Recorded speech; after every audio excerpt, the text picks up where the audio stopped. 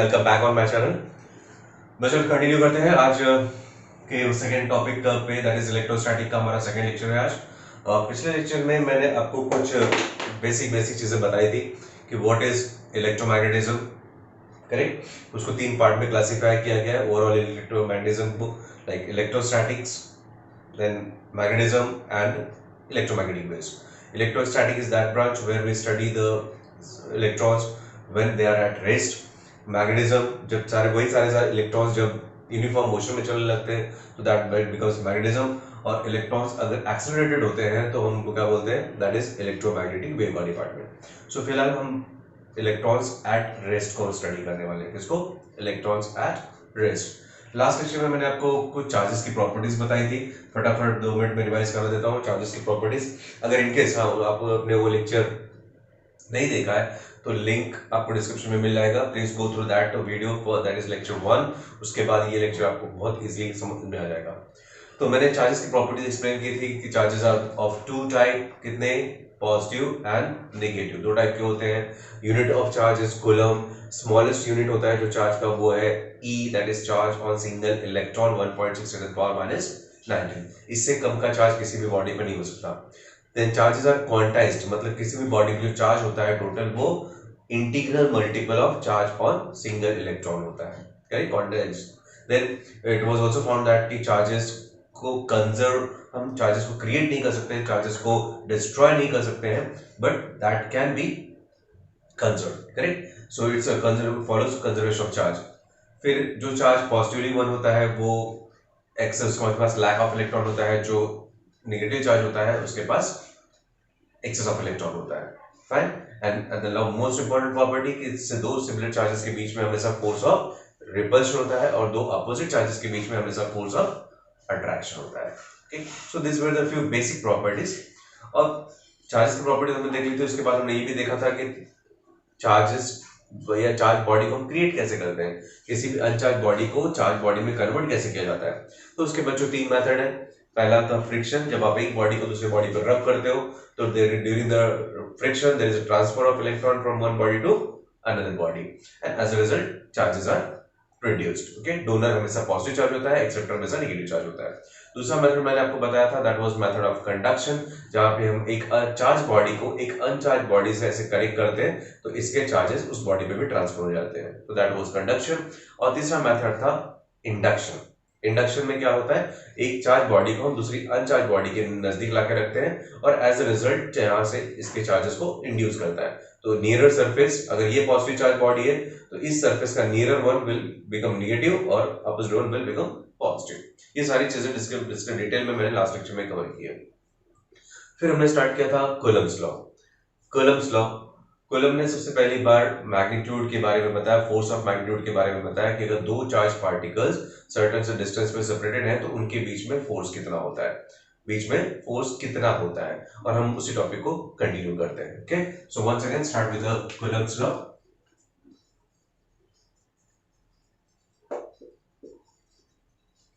So statement and all mathematical expression हम last lecture में discuss कर चुके हैं, बट उसी टॉपिक को हमको कंटिन्यू करना है फिर से। Let's see here, suppose this is q1 q2, two charges separated by distance of r।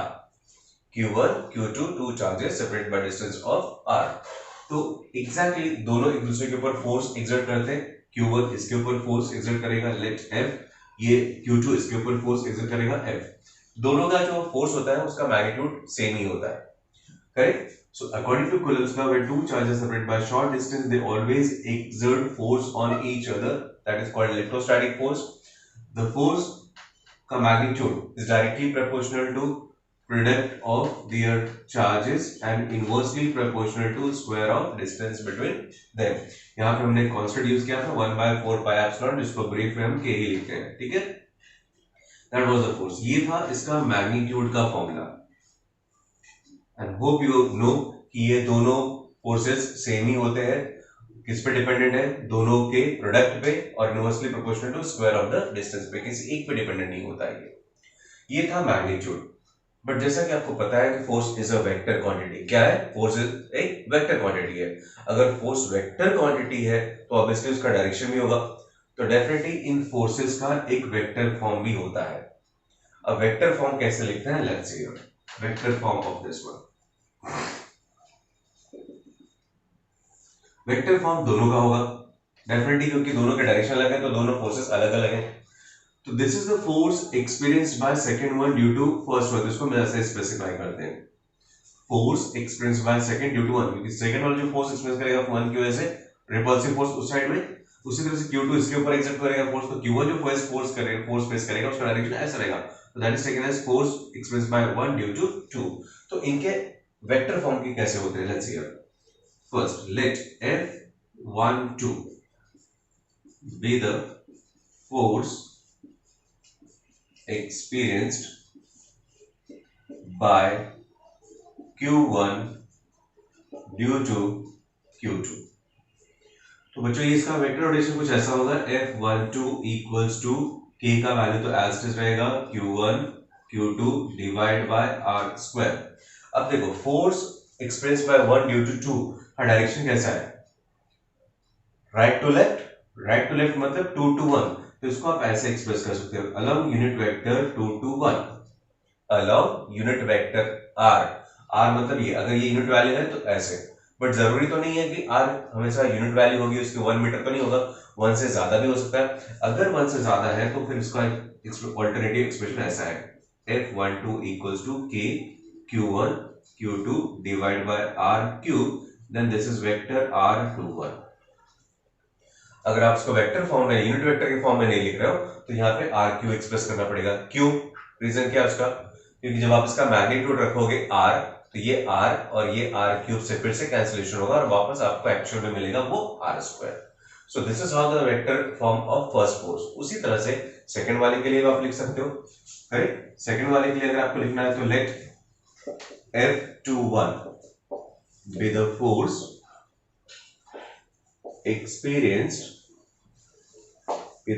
experienced by Q2 due to Q1।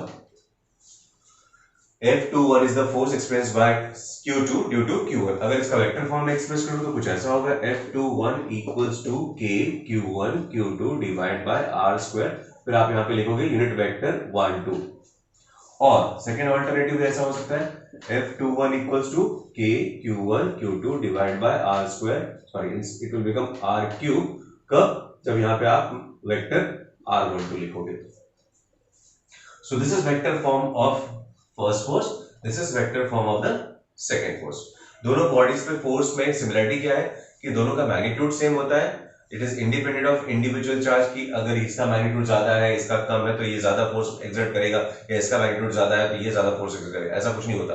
दोनों का जो नेट फोर्स होता है वो दोनों के प्रोडक्ट पे डिपेंडेंट होता है, ना कि किसी एक इंडिविजुअल फोर्स पे। तो ये था कूलम्ब्स लॉ का वेक्टर फॉर्म। लॉ क्या है वो ऑलरेडी मैंने प्रीवियस लेक्चर में एक्सप्लेन किया हुआ है, वहां से मैंने कंटिन्यू किया है इस टॉपिक लेक्चर को। तो कूलम्ब्स लॉ का वेक्टर फॉर्म, अब अगर आपको वेक्टर फॉर्म पता है, बच्चों वेक्टर फॉर्म पता है, तो एक छोटी सी चीज मैं आपसे पूछ रहा हूँ, छोटी सी है, मेरा आंसर देने से पहले आप अपने दिमाग में अपना आंसर सोच लेना, उसके बाद ही मेरे आंसर को बोलना। मीनवाइल आप वीडियो पॉज करके अपने दिमाग का टेस्टिंग कर सकते हो। अब आपको पता है यहाँ पे दो फोर्सेस एक्ट हो रहे हैं, F12 F21। तो अगर इनके बारे में कुछ मैं ऐसा लिखूं,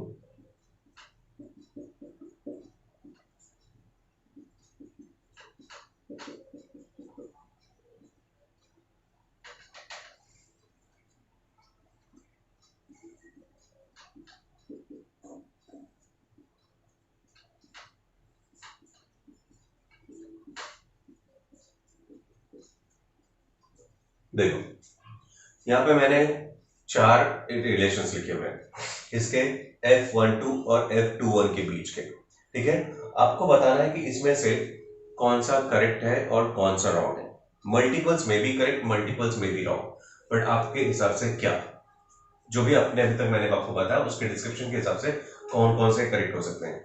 पहले आप अपने माइंड में अपना वीडियो पॉज करके अपना लॉजिक यूज कर लो, सोच लो कौन सा करेक्ट है कौन सा रॉन्ग है, उसके बाद ही एक्सप्लेनेशन देखना मेरा। लेट्स सी फर्स्ट में मैंने लिखा vector F12 equals to vector F21, मतलब both the vectors are equal in magnitude same in direction. दो वेक्टर्स इक्वल तभी होते हैं जब उनका मैग्नीट्यूड सेम हो और डायरेक्शन सेम हो। इस केस में मैग्नीट्यूड तो सेम है दोनों का, डेफिनेटली सेम है, लेकिन डायरेक्शन दोनों के अपोजिट है, तो इसलिए आप इसको सही नहीं बोल सकते, ये रॉन्ग है। दूसरे में मैंने लिखा है F12 vector F12 equals to minus of vector F21। इसका मतलब होता है कि they are equal in magnitude but opposite in direction, equal in magnitude but opposite in direction. So definitely condition ऐसी है, तो ये करेक्ट है। थर्ड में मैंने लिखा है vector F12 is not equal to vector F21।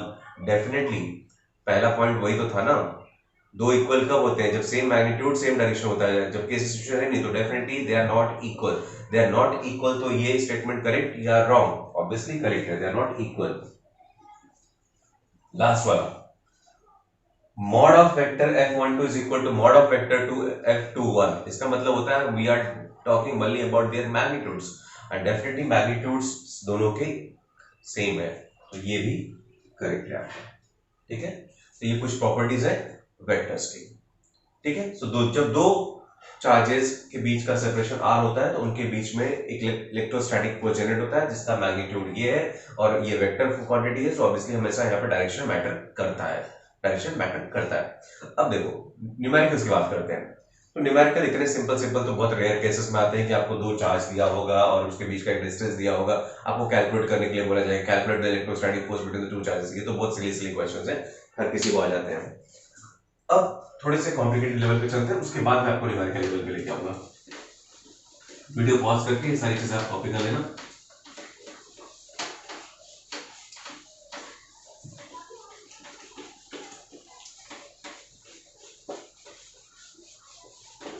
To particle system तो बहुत इजी होता है, सब कुछ आपकी आंखों के सामने दिया है। आते हैं थ्री पार्टिकल सिस्टम पे या फोर पार्टिकल सिस्टम पे। देखो जरूरी नहीं है कि एक चार्ज पार्टिकल के अगल बगल में सिर्फ एक ही चार्ज हो, करेक्ट? जरूरी नहीं है कि एक चार्ज पार्टिकल के आजू बाजू में सिर्फ एक चार्ज हो, मल्टीपल चार्जेस भी हो सकते हैं। Suppose for example, okay, so multiple charges में भी देयर, अगर मल्टीपल चार्जेस हैं, ये मल्टीपल चार्जेस क्या करेंगे, सारे चार्जेस एक एक करके इसके ऊपर फोर्स एक्सर्ट करेंगे, वो भी एक साथ में। लाइक टू इसके ऊपर फोर्स एक्सर्ट करेगा, so here is the force experienced by 1 due to 2। ये भी इसके ऊपर फोर्स एक्सर्ट करेगा, force experienced by 1 due to 3। Similarly ये भी इसके ऊपर फोर्स एक्सर्ट करेगा, force experienced by 1 due to L। तो होगा क्या यहाँ पे एग्जैक्टली, ये चार्ज कौन सा, Q1, Q1 क्या कर रहा है, Q1 एक्सपीरियंस कर रहा है multiple forces, F12, F13, F1N। तो जब कोई भी बॉडी मल्टीपल फोर्सेस एक्सपीरियंस कर रहा होता है, तो जो टोटल फोर्स होता है बॉडी के ऊपर, टोटल फोर्स की मैं बात कर रहा हूं, वो कितना होगा, इन सब का एडिशन। और एडिशन इन द सेंस आप सीधे सीधे तो ऐड नहीं कर सकते, because they are not the scalar quantities, ये वेक्टर क्वांटिटीज हैं। तो वेक्टर क्वांटिटीज को ऐड करने के लिए कुछ स्पेशल रूल्स एंड रेगुलेशन होते हैं। तो डेफिनेटली अगर मैं एफ नेट की बात करूं, तो नेट फोर्स जो होगा इसका, वो होता है vector addition of all the forces, like F12, F13 plus dash dash dash up to F1N. So net force on this object या this charge will be vector sum of all the forces, और इसको बोलते हैं principle of superposition of forces. This is called principle of superposition of forces. This law is known as principle of superposition of forces. तो statement अगर आपको लिखना है तो स्टेटमेंट कुछ ऐसा है, सुन लो, आप कॉपी कर सकते हो। If one charge is surrounded by multiple charges, if one charge is surrounded by multiple charges, then the net force acting on that charge is always equal to vector sum of all the forces acting on it. Vector sum of all the forces acting on it. So F net equals to F12, F13, F1 dash dash dash, सबको आप add करते जाओ। लेकिन यार definitely जब आप add करने जाओगे तो वहां पे आपको कुछ वेक्टर्स के रूल्स फॉलो करके तब आपको उसका वेक्टर का एडिशन करना होता है। We'll see some numericals based on that, उसके बाद आते हैं पॉइंट पे, कॉपी कर लो इसको। इस पे बेस्ट कुछ क्वेश्चंस आपके को रखा हुआ है।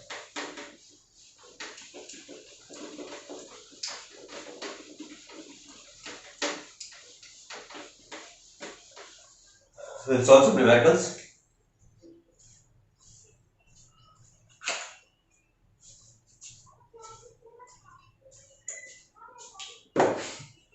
देखो अब न्यूमेरिकल से जहां तक हम बात कर रहे थे, तो न्यूमेरिकल्स, जैसे अगर स्ट्रेट फॉरवर्ड कॉलम्स के लॉ की बात करूं तो आपको एक टिपिकल टाइप का क्वेश्चन तो ऐसा हो सकता है पहला कि suppose there are two charges Q1 Q2 separate by distance of r। तो अगर आपसे पूछा जाए कि how much is the force between the two, तो ये तो बहुत सिंपल सा क्वेश्चन, इस क्वेश्चन में कोई दम नहीं होता, सारी चीजें आपके सामने है, क्वेश्चन में वैल्यू डेटा प्लेस करो और आंसर निकालो। ये तो बहुत लल्लू टाइप का क्वेश्चन बोल सकते हो आप इसको, इसमें कुछ दम नहीं है। चलते हैं थोड़े से कॉम्प्लिकेटेड लेवल पे।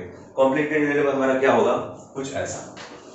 तो डायरेक्टली हम वहीं से स्टार्ट करते हैं। सपोज करो कि एक ट्राइंगल है,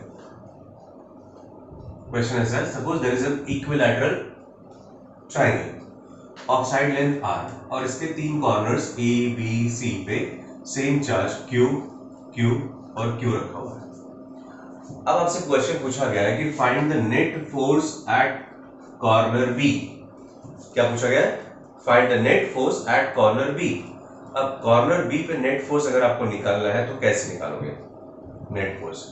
देखो, as per the law of this principle of superposition of forces, charge at B that is Q पे ये अगल बगल में दो चार्जेस हैं, तो क्या होगा, ये इसके ऊपर फोर्स करेगा, ये भी इसके ऊपर फोर्स एक्सर्ट करेगा, तो ये एट ए टाइम ये दो फोर्सेस को एक्सप्रेस कर रहा होगा और उन दोनों का जो रिजल्टेंट होगा वही आपका नेट फोर्स होगा।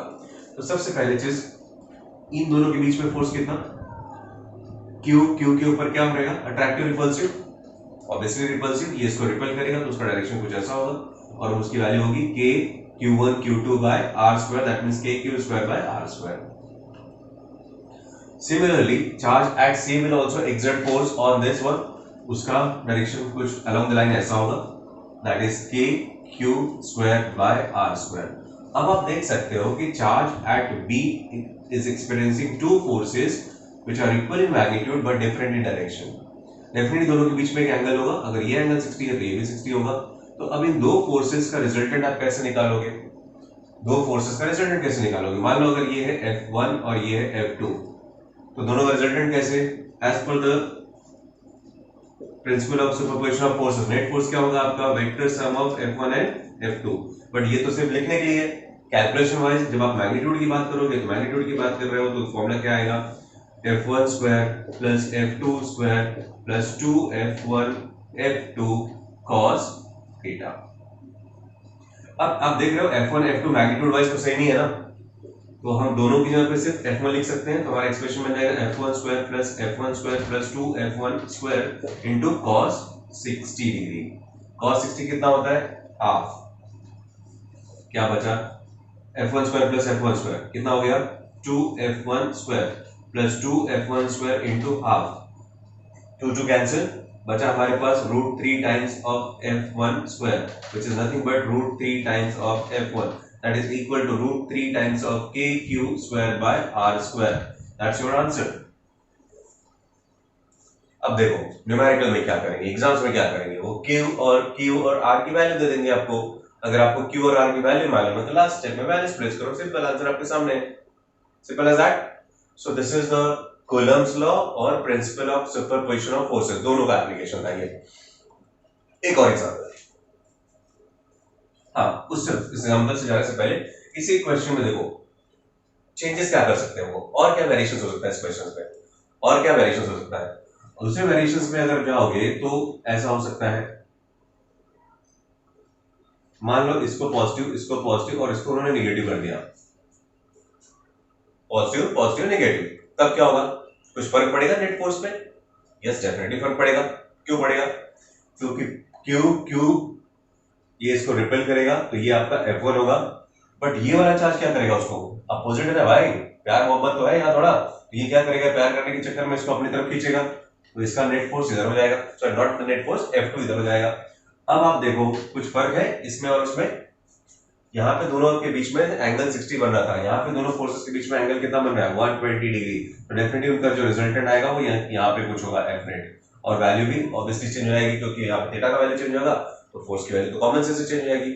और क्या वेरिएशन हो सकता है, और एक वेरिएशन हो सकता है कि दोनों को निगेटिव कर दो, इसको भी माइनस क्यू कर दो, इसको माइनस क्यू कर दो, इसको प्लस क्यू कर दो, अब दोनों का प्यार मिलेगा, इसको दोनों का प्यार मिलेगा तो दोनों अपनी तरफ खींचेंगे, इसको ये अपनी तरफ खींचेगा, ये F1, F2 अपनी तरफ खींचेगा, ये F2, फिर से दो forces, but this time again the angle between the two is 60, तो जो रिजल्टेंट का डायरेक्शन था वो चेंज हो जाएगा। इस केस में हमारा रिजल्टेंट कुछ इन दोनों के बीच में यहाँ पे रहेगा, बट इस केस में जो रिजल्टेंट आएगा वो यहाँ पे होगा। Simple as that. तो ज्यादा ये वेरिएशंस कर सकते हैं। तो ये था ट्रायंगल पे बेस्ट क्वेश्चन। चलो एक स्क्वायर में भी कर लेते हैं।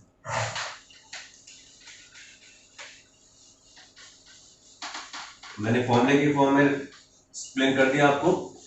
ज्यादा से ज्यादा क्या होगा, Q और R की वैल्यू दी रहेगी आपको, तो वहां पे आपको नंबर्स के फॉर्म में कैलकुलेशन करना रहेगा। दूसरा एग्जांपल देखते हैं। सपोज के करो कि एक स्क्वायर है, corners A B C D, charges Q Q Q Q, सारे कॉर्नर्स पे सेम चार्ज रखा हुआ है। साइड लेंथ को हम ले लेते हैं R, ठीक है। अब इसमें क्या पूछा जा सकता है आपसे, आपसे पूछा ये गया कि find net force eight C। Net force eight C, C पे अगर नेट फोर्स निकालना है तो कैसे निकालोगे, देख लो 1 2 3, तीन तरफ से घिरा हुआ है, करेक्ट। अब तीन तरफ से घिरा हुआ तो तीनों इस पे ऊपर अपना अपना फोर्स एग्जर्ट करेंगे। तो पहले तो इंडिविजुअल फोर्सेस निकालते हैं, उसके बाद रिजल्टेंट फोर्स की बात करते हैं। Now charge at B will exert repulsive force along the line, तो उसका डायरेक्शन ऐसा होगा। सपोज ये हमारा हो गया F1, वैल्यू कितना KQ² पता नहीं, जरूरत नहीं कैसे आए कूलम्ब्स लॉ। उसी तरह से charge at D will also exert force on this one along the line, तो ये भी हो गया आपका KQ²/R², हम इसको ले लेते हैं F2। Apart from this to एक और फोर्स होगा इसके ऊपर, कौन सा, which is due to charge at A, ये इसको यहां से रिपेलिंग करेगा और उसका डायरेक्शन कुछ ऐसा होगा, लेट इट बी F3। इसका वैल्यू कितना होगा, KQ²/R², सेम, नो, क्यों, डिस्टेंस चेंज हुआ, यहां पे R, ये वैल्यू R, तो ये वैल्यू कितनी, √2 टाइम्स ऑफ R। तो फॉर्मूला क्या, KQ² डिवाइड बाय डिस्टेंस का स्क्वायर √2R, क्या बन जाएगा हमारा 2R²। अब आप देखो इसके ऊपर तीन फोर्सेस एक्ट हो रहे हैं चार्ज पे, F1 F2 F3। अब नेट होगा वो तीनों का वेक्टर सम, नेट फोर्स होगा ऑब्वियसली F नेट क्या आएगा हमारा, F नेट इक्वल्स होगा F1 plus F2 plus F3। But अब तीनों को ऐड कैसे करोगे, तीनों को ऐड करते समय एक लाइन में तो तीनों ऐड नहीं हो सकते, जब मैग्नीट्यूड की टर्म में जाओगे तो क्या करते हैं हम, पहले F1 और F2 को ऐड कर लेते हैं। लेट F12 इक्वल्स टू, और पहले तो इसको निकाल लो, F1 प्लस F2 हो गया। ये कैसे निकालोगे, मैग्नीट्यूड की टर्म में आप ये फॉर्मूला यूज कर सकते हो, F1² plus F12² plus 2F1 F2 cos 90, correct ना, क्योंकि यहाँ पे देखो इन दोनों के बीच में एंगल बन रहा है 90, cos 90 0, तो ये पार्ट तो गायब हो गया, तो बचा क्या हमारे पास सिर्फ F1² plus F2²। But F1 F2 दोनों सेम है, तो मैं दोनों की जगह पे सिर्फ F1² लिख दूं तो क्या बचेगा मेरे पास 2F1², 2F1² मतलब कितना, √2 टाइम्स ऑफ F1। तो इन दोनों का जो रिजल्टेंट है कितना मिला, √2 टाइम्स ऑफ F1 और F2। डायरेक्शन कहां पे होगा, ऑब्वियसली क्योंकि दोनों फोर्सेस इक्वल है तो उसका जो रिजल्टेंट होगा वो दोनों के बीच में होगा अलोंग द डायगोनल, और ये है फोर्स आपका F12। अब देखो इन दोनों का जो रिजल्टेंट मिलेगा वो F12 है, F12 और F3 दोनों सेम डायरेक्शन में एक्ट कर रहे हैं अलोंग द सेम लाइन, तो अब इन दोनों का जो रिजल्टेंट होगा वो आपका F नेट होगा। Now let F net equals to vector sum of F12 and F3, but क्योंकि दोनों सेम डायरेक्शन में है तो सीधे सीधे ऐड कर सकते हैं दोनों को, और उनकी वैल्यूज क्या होगी, F12 हमारा आया √2 times of F1, let that is KQ²/R², और F3 की वैल्यू कितनी, KQ²/2R², KQ²/R² कॉमन, ब्रैकेट में क्या बचा, √2 प्लस हाफ, ये हमारा F नेट का वैल्यू।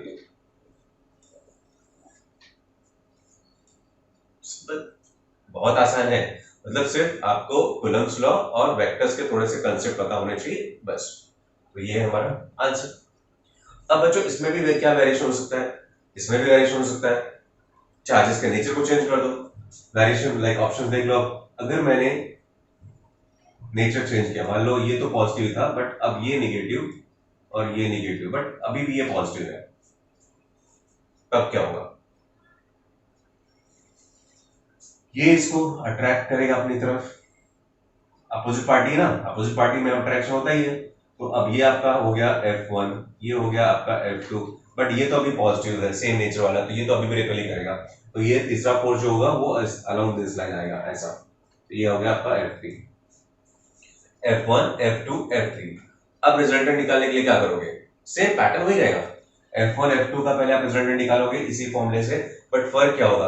अब जो रिजल्टेंट आएगा F12 वो कहां पे होगा? इस तरफ, F12 इधर होगा।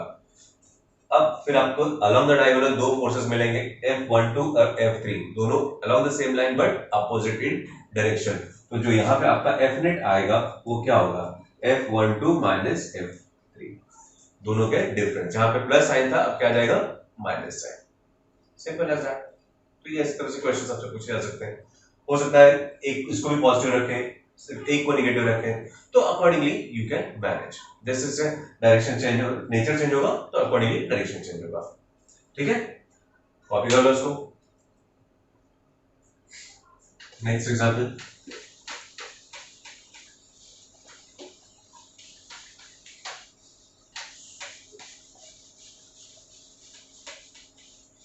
एक और एग्जांपल देखते हैं। सपोज एक हेक्सागन, क्या है? एक हेक्सागन ऑफ साइड लेंथ 8, थोड़ा सा इनप्रोपोर्शनेट दिख रहा है ना, बट कोई बात नहीं, फीलिंग को समझो। सपोज करो कि यहाँ पे सेंटर पे एक चार्ज रखा है Q, सेंटर पे एक चार्ज है Q, यहाँ पे चार्ज प्लस Q, यहाँ पे भी प्लस Q, यहाँ पे माइनस Q, यहाँ पे भी माइनस Q, यहाँ पे प्लस Q और यहाँ पे माइनस Q। क्वेश्चन है net force at centre, find net force at centre.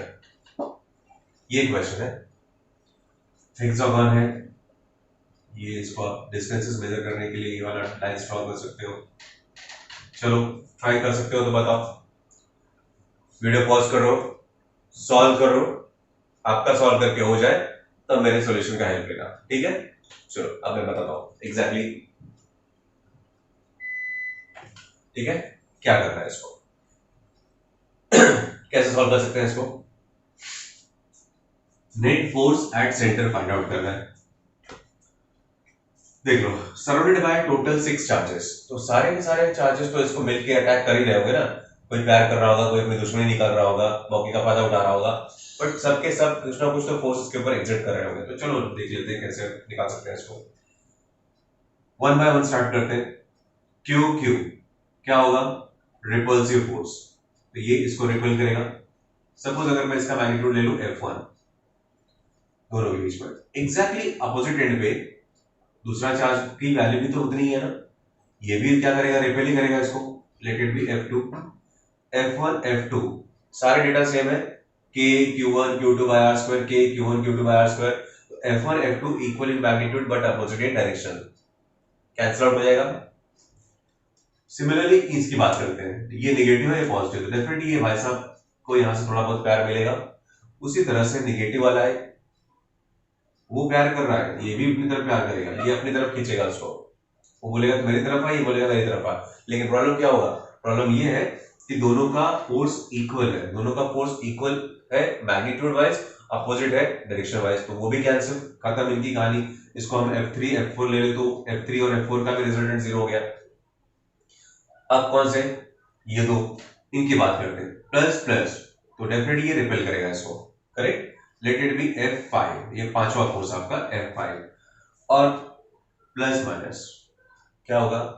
Attraction, एक तरफ से दुश्मनी एक तरफ से प्यार, तो ये इसको अपनी तरफ खींचेगा। Let it be F6। हाँ देखो, F5 और F6 का मैग्नीट्यूड तो ऑब्वियसली सेम ही रहेगा क्योंकि सारा कंटेंट सेम है, बट डायरेक्शन भी सेम है, तो ये कैंसिल नहीं करेंगे, यहाँ पे एडिशन होगा। तो नेट जो फोर्स होगा वो आपका हो जाएगा F5 प्लस F6। ऑब्वियसली दोनों इक्वल ही है क्योंकि सारे कंटेंट सेम है। इसका फॉर्मूला भी आएगा k³/r² और इसका भी वैल्यू होगा सेम वही k³/r²। तो जब दोनों को ऐड कर दोगे तो आपको मिल जाएगा k³/r²। ये आपका net force, simple as that. इसमें भी अगर वही सेम लॉजिक यूज हो सकता है कि अगर मैं किसी और दो के प्लस माइनस कर दूं तो फिर उसका भी रिजल्टेंट आ जाएगा। बहुत सारे वेरिएशन की कोई कमी नहीं है, भर के वेरिएशन मिल सकते हैं आपको, करेक्ट। सो इस तरह के क्वेश्चंस पूछे जाते हैं principal of superposition of forces पे और कूलम्ब्स लॉ पे, correct. So this is the point.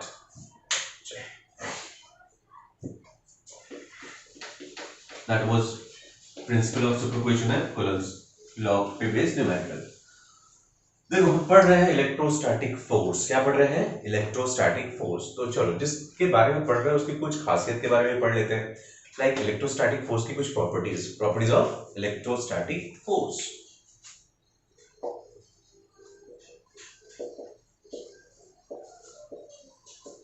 Properties of electrostatic force.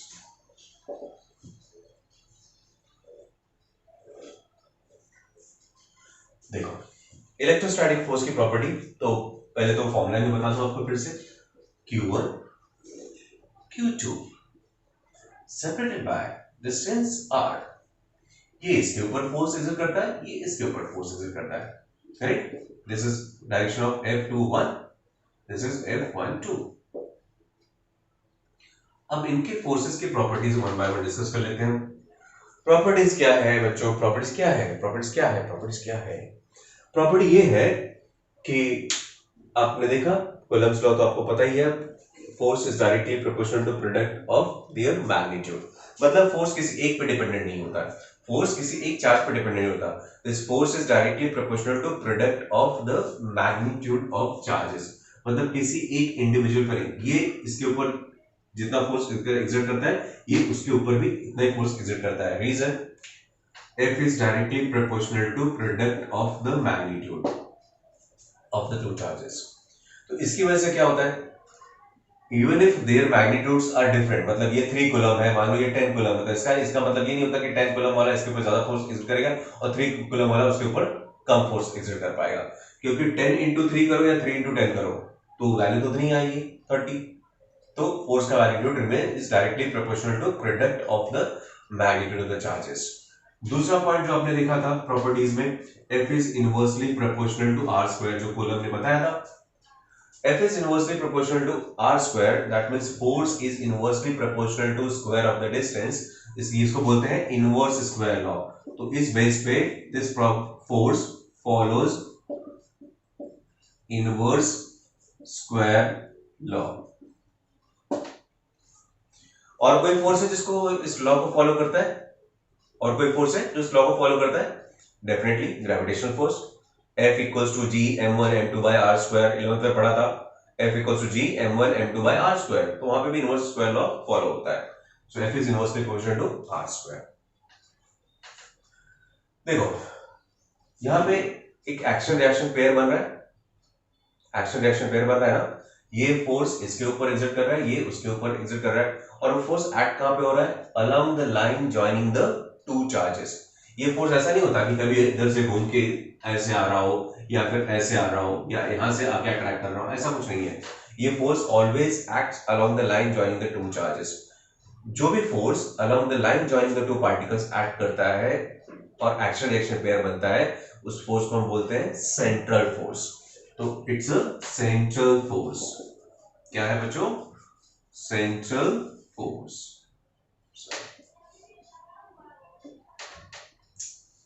This is central force. Central force किसको बोलते हैं? जब जो पार्ट फोर्स दोनों पार्टिकल को ज्वाइन करने वाली लाइन के एक्ट अलाउ करता हो और एक्शन रिएक्शन पेयर बन रहा है, तो this is called as central force. अब देखो अगर एक चार्ज पार्टिकल को इस पॉइंट से इस पॉइंट पे जाना है तो मल्टीपल ऑप्शंस है ना। लाइक अगर एक पॉइंट से इलेक्ट्रोस्टैटिक फोर्स के इन्फ्लुएंस में इसको यहां से यहां पे जाना हो, सीधे सीधे या ऐसे घूम फिर के आना हो, मल्टीपल पॉसिबिलिटीज है। सारी पॉसिबिलिटीज में आप वर्क डन कैलकुलेट करके देखो। चार्ज पार्टिकल का सपोज Q1 से Q2 के पास जाता है, यहां से चल के यहां तक जाता है वाया मल्टीपल पाथ। आप वर्क डन कैलकुलेट करो, क्या लगता है आपको? वर्क सब में सेम रहेगा या डिफरेंट रहेगा? देखने में तो ऐसा ही लगता है कि यार यहाँ पे कम चल रहा है, यहाँ पे ज्यादा चल रहा है, तो यहाँ पे ज्यादा वर्क करना पड़ेगा और यहाँ पे कम करना पड़ेगा। बट एग्जैक्टली ऐसा सिनेरियो है नहीं, ऐसा है नहीं। आप यहां से यहां जाओ किसी भी रूट को फॉलो करके वर्क डन इज सेम, मतलब work done is independent of path. और जहां पे work done is independent of path होता है वो फोर्स होता है conservative force. So it is और इट्स अ कंजर्वेटिव फोर्स। क्या है ये? Conservative force. क्यों?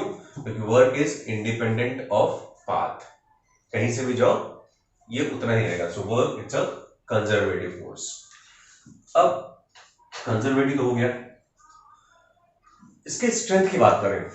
स्ट्रेंथ देखो, मार्केट में बहुत सारे फोर्सेस अवेलेबल है, मार्केट में बहुत सारे फोर्सेस अवेलेबल है, जिनको एक सिंपल टर्म्स में अगर मैं क्लासिफाई करूं तो जैसा कि आपने कुछ पढ़ा हुआ है, ग्रेविटेशनल फोर्स पढ़ा हुआ है, इलेक्ट्रोमैग्नेटिक फोर्स अभी हम पढ़ ही रहे हैं, electromagnetic force, not electromagnetic force, and then nuclear force के बारे में भी आप जानते ही हो। इन जनरल हम इनको ऐसे मल्टीपल टाइप्स में क्लासिफाई कर सकते हैं। तो अगर मैं स्ट्रेंथ की बात करूं कि कौन सा फोर्स सबसे स्ट्रॉन्गेस्ट होता है और कौन सा फोर्स सबसे वीक होता है, तो इलेक्ट्रोमैग्नेटिक फोर्स जो होता है वो एवरेज फोर्स है। Average in the sense gravitational force के कंपैरिजन में इसकी मैग्नीट्यूड बहुत ज्यादा होती है, बट न्यूक्लियर फोर्स के कंपैरिजन में ये वीक होता है। तो पॉइंट क्या आता है? Stronger then, it is stronger than gravitational force, stronger than gravitational force but weaker than nuclear force. Correct? ये पॉइंट। फिर एक और पॉइंट आता है डिस्टेंस का। डिस्टेंस एक शॉर्ट रेंज फोर्स है या लॉन्ग रेंज फोर्स है? अगर ये फोर्स हजारों किलोमीटर तक चलता है, मतलब मैं यहाँ पे बैठा हूँ, कोई दूसरे प्लेनेट पे बैठा है, अगर उसको भी मैं अट्रैक्ट कर सकता हूँ, या मैं यहाँ मुंबई में बैठा हूँ, कोई दिल्ली में बैठा है, मैं उसको अट्रैक्ट कर सकता हूँ, तो ये एक लॉन्ग रेंज फोर्स कहलाएगा। करेक्ट? क्या कहलाएगा? एक long range force.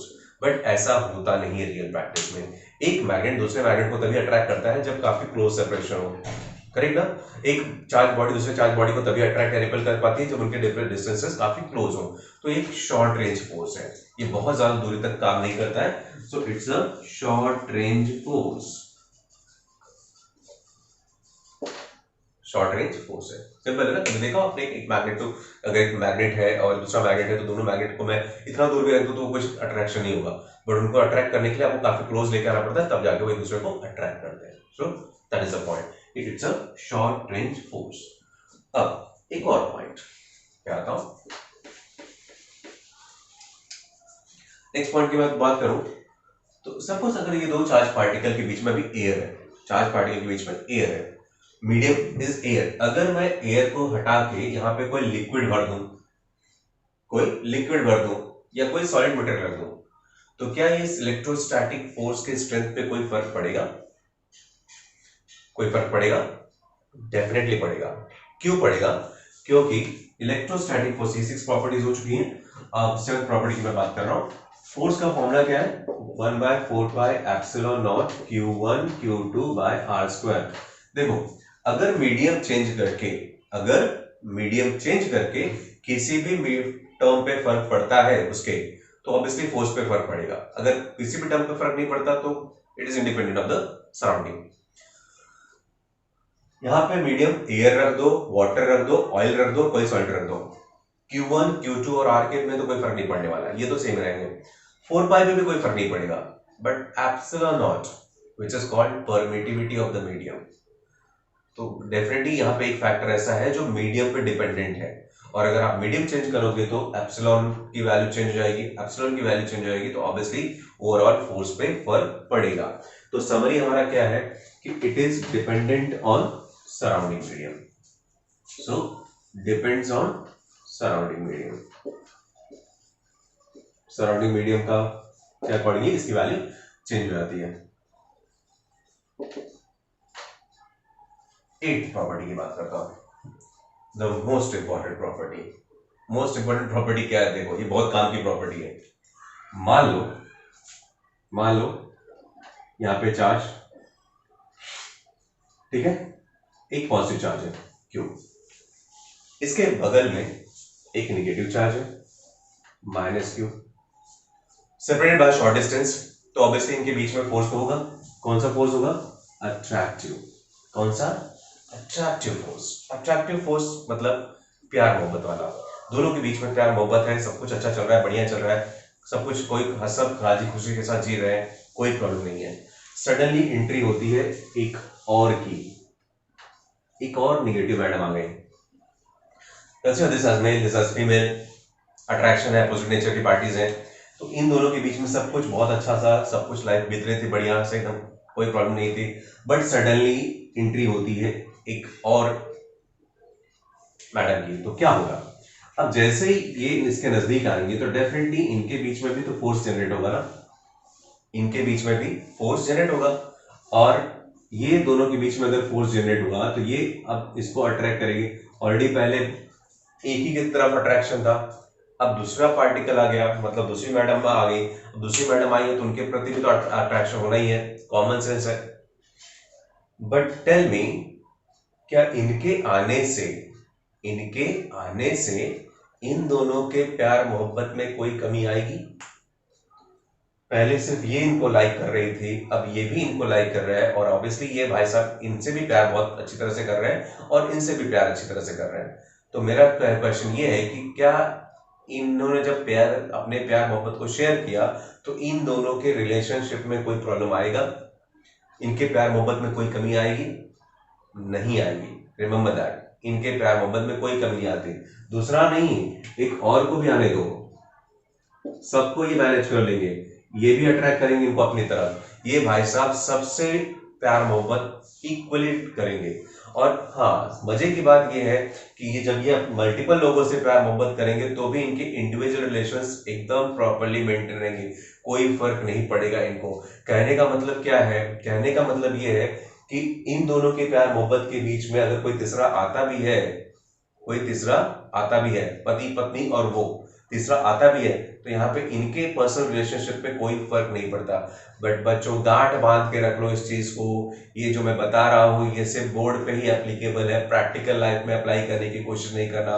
Practical life में अप्लाई करने जाओगे तो जूते खाओगे डेफिनेटली। तो तब मत बोलना कि अजय सर ने बोला था, हमने इसलिए हम ये कर रहे हैं। फॉरगेट अबाउट दैट, ये सिर्फ यहीं पे वैलिड है ये लॉ। इन दोनों के बीच का जो अट्रैक्शन है वो किसी तीसरे चार्ज के आने से फर्क नहीं पड़ता। इसका मतलब क्या है? समरी ऑफ द डिस्कशन ये है कि electrostatic force between to charge particle is independent of presence of any other charge. It is independent of presence of any other charge. हाँ, नेट फोर्स पे फर्क पड़ेगा। इन पे जो प्यार था, इनके प्यार पे के बौछार हो जाएगा इनके ऊपर, क्योंकि इनका ये भी प्यार कर रहा है, ये भी प्यार कर रहा है, ये भी प्यार कर रहा है, तो ऑब्वियसली इनका प्यार बढ़ता जाएगा, नेट प्यार बढ़ जाएगा, मतलब नेट फोर्स बढ़ जाएगा। लेकिन इंडिविजुअल रिलेशंस में कोई प्रॉब्लम नहीं आएगा।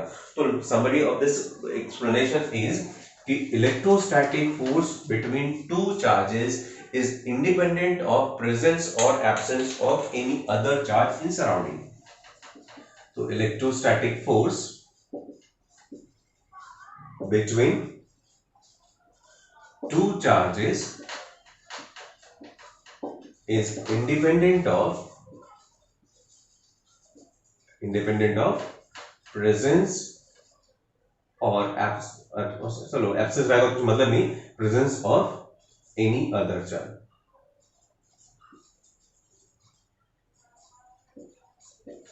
ठीक है, सो ये कुछ प्रॉपर्टीज है बच्चों इलेक्ट्रोस्टैटिक फोर्स की।